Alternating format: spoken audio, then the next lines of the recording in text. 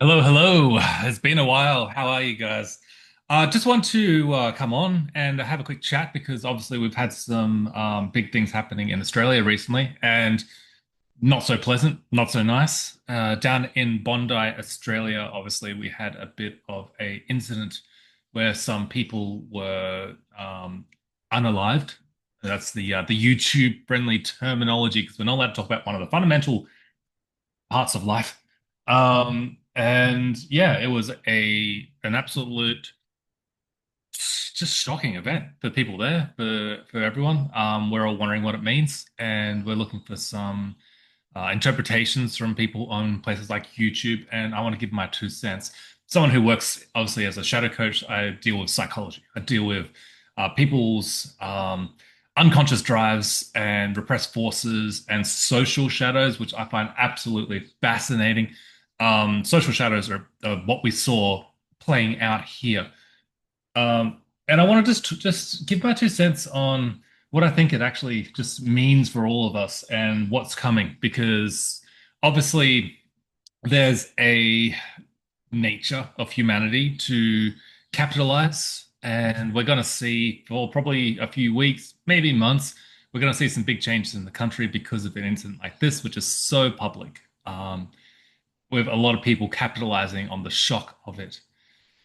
Yeah, so obviously straight away they went for, oh, we're going to look at the gun laws, so maybe what can we ban? That's the government's response. What can we tax? What can we ban? What can we restrict? What can we take away from rights from people to try and prevent this from happening again?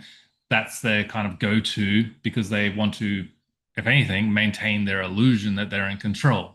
And they never are, but as long as we believe that they're in control, then they don't have to worry about anything. And that's that innate kind of insecurity that our government actually has because they know that they're a tiny little fish in a big pond. Let's have a look at the incident itself. Okay, so you got a father and son, wholesome, right? A father and son who've gone out and they've targeted a Jewish event. That is exactly what happened. They knew a whole bunch of Jewish people were culminating on the beach that day. You had a whole bunch of other types of people. You had like Indian people, you had white people, you had Asian people. They were all there as well. And you saw groups of them gathered around, like hiding, but an obvious line of sight from the shooters. The shooters were not interested in them at all. If anything, they actually saw, for those who have watched the footage, you saw them waving at them. You saw them saying, "Get out of the way." You know, they weren't there to target anyone except for that particular Jewish group of people who are celebrating a Jewish holiday. Um, Now, this is a war that's been going on for thousands of years between Jewish people and people of the Islamic faith or Muslim people. This is a very old war, and it's just spilled onto our shores. That's what's happened. Because we have an open border kind of policy here in Australia, all people come from all different parts of the world, including people who are at war with each other. And sometimes that war will spill into our shores and play out here in our shores because we've brought them in. And, there's a lot of arguments on each side, for or against, is that a good thing? Um, and I'm not here to make comments on that right now. I don't want to necessarily talk about immigration policy or anything like that. Although I will just say I will be voting for One Nation this year. I think that they have a more sensible, balanced immigration policy at the moment. But that's all I have to say about that because I don't like seeing these conflicts in our shores. I don't like seeing our people terrorized by um, basically seeing right at our feet the very bloodshed that's happening around the world that we really are in this country happy to stay away from. It's not our war. It's not our fight. We don't want to be part of it. We don't want that here. That's just not fun for us. Obviously, that goes without saying. But what's going to happen now, which is very interesting, and we're going to see some of the social shadows come out. And for those of you who know about social shadows, you know how this unconscious play out happens. This is a good opportunity for you to have a really good look. Watch it play out. a lot of the finger pointing, the projections, the denials, the blaming. There's going to be a whole bunch of people with agendas launching into this. They're going to ignore the victims. They're going to ignore the horror of it, and they're going to just run with their ideology. That's what I'm trying to say. Um, we're going to see people bring out all their biases. We're going to see people bring out their fears. We're going to see people bring out their anger. We're going to see people being very reactionary. Things that maybe they've been harboring as stress in their daily life, now they have someone or something to blame. And this is how the shadow manifests in society. This is how it shows itself. It's unconsciously lashing out through us because we love certainty. Certainty is our favorite thing ever. We can feel safe as long as we know where things are and we know what's happening and we can put it all into nice, neat boxes. And now we don't have to be neurotic. We don't have to be afraid anymore. We can go, oh, right, well, I know where things are. I know what's going on. This is exactly it, and I can blame you and I can blame you and I can point a finger at you and I don't have to take responsibility for my own inner chaos. And yeah, so that's going to happen a lot over the next few weeks. You're going to see it. What can we expect?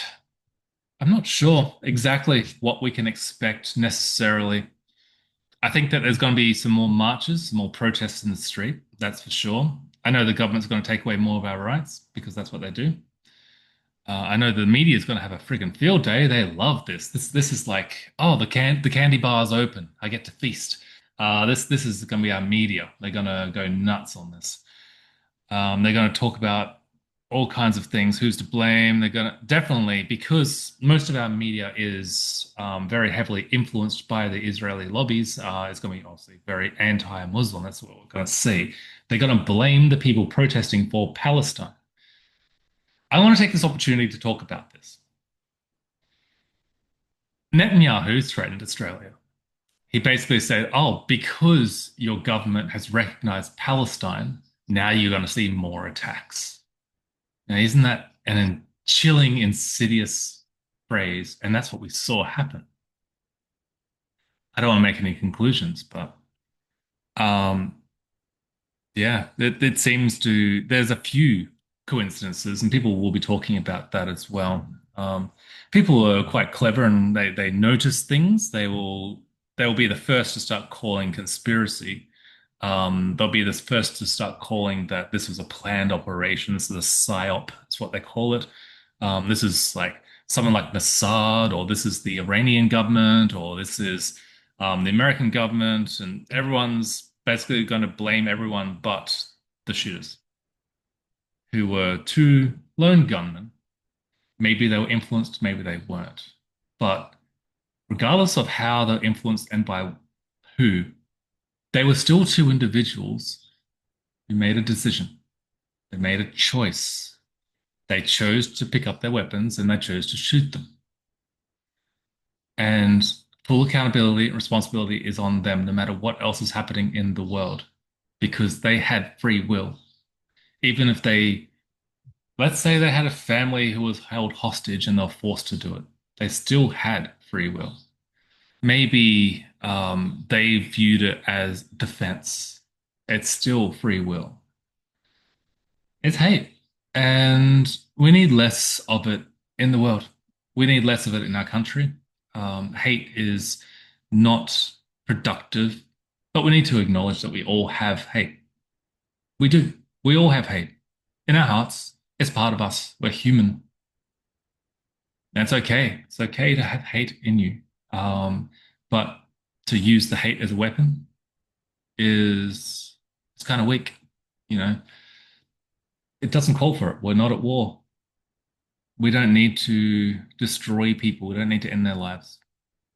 You know, what we can do is if we see something that we think we need to work against, we can come together as communities. We can do a lot. We can be very proactive. We can be very passionate with taking down things which are maybe toxic instruments, toxic agendas or ideologies. There's a ton of things that we can do. You don't have to go out and attack. You don't have to go out and be violent. I see this as a kind of a weakness, a flaw of character, impulse control, and that's what that kind of thinking makes us a high trust society. And that's why I love my country because we are a high trust society. And I want to keep it that way. And I'm sure you do too. So that was my 2 cents. That was just what I want to say about that incident. And thanks for watching. I appreciate you guys coming on here. And I understand the channel is taking a little bit of a cool down, and that's okay.